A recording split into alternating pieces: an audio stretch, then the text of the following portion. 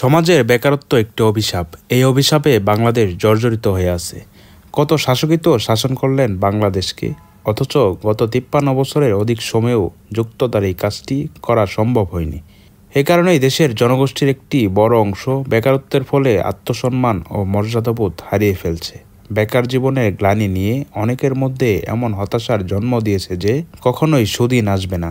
এক কথায় বলা যায়, বেকার জনগোষ্ঠী দেশ সম্পর্কে ভীষণ হতাশ। শিক্ষিত বেকারের অভিশাপ থেকে মুক্ত হতে নানান পরিকল্পনা নিচ্ছে অন্তর্বর্তী সরকার।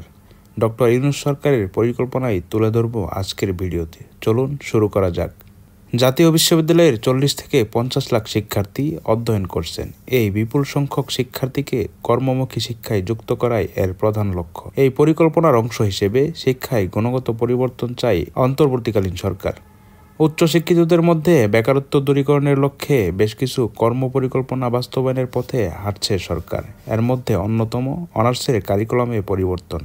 4 বছরের কোর্সে 3 বছর সাধারণ ও বিষয়ভিত্তিক পাঠ এবং 1 বছর বিষয়ভিত্তিক কারিগরি শিক্ষা বা হাতে কলমে শিক্ষা।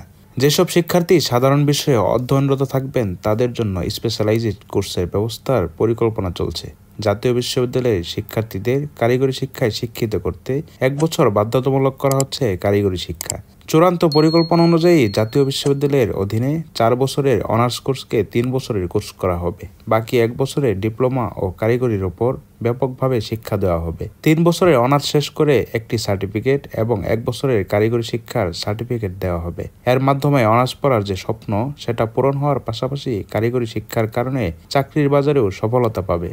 আন্তর্জাতিক শিক্ষা দিবস উপলক্ষে ঢাকার আন্তর্জাতিক মাতৃভাষা ইনস্টিটিউটে আয়োজিত অনুষ্ঠানে এই পরিকল্পনার কথা জানান শিক্ষা উপদেষ্টার বিশেষ সহকারী এম আমিনুল ইসলাম। তিনি এটাকে অভিনব অসাধারণ উল্লেখ করে বলেন, ডিপ্লোমা বা কারিগরি ডিগ্রি নিয়ে অনেকেরই যে নাক ছিটকানো মনোভাব রয়েছে তা দূর করতেই আমাদের এই পরিকল্পনা।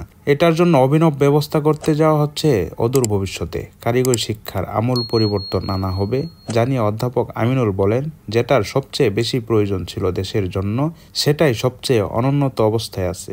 শিক্ষার্থীদের যে শিক্ষক দরকার তার 18% রয়েছে। তাদের প্র্যাকটিক্যাল ও থিওরি আছে। প্র্যাকটিক্যালের জন্য ল্যাবরেটরি, ট্রেনার, টিচার নাই। তাই থিওরি পড়িয়ে দেওয়া হয়, পরে ভাইবা নেওয়া হয়। প্র্যাকটিক্যাল কখনোই করানো হয় না, কিন্তু তার ভিত্তিতেই সার্টিফিকেট দিয়ে দেওয়া হয়। এই কারণেই দেশে শিক্ষিত বেকারের সংখ্যা দিনকে দিন বেড়েই চলছে। দেশের ভবিষ্যৎ ও বেকারত্ব দূরীকরণে এটার আমূল পরিবর্তন করতেই সিদ্ধান্ত নিয়েছে ডক্টর মোহাম্মদ ইউনূসের নেতৃত্বাধীন অন্তর্বর্তীকালীন সরকার। এই পরিকল্পনা বাস্তবায়ন হলে বাড়বে শিক্ষার মান, কমবে বেকারত্ব। প্রিয় দর্শক, আজই পর্যন্তই। শুরু থেকে শেষ পর্যন্ত চেষ্টা করেছি বেকারত্ব দূরীকরণে সরকারের পরিকল্পনা তুলে ধরতে।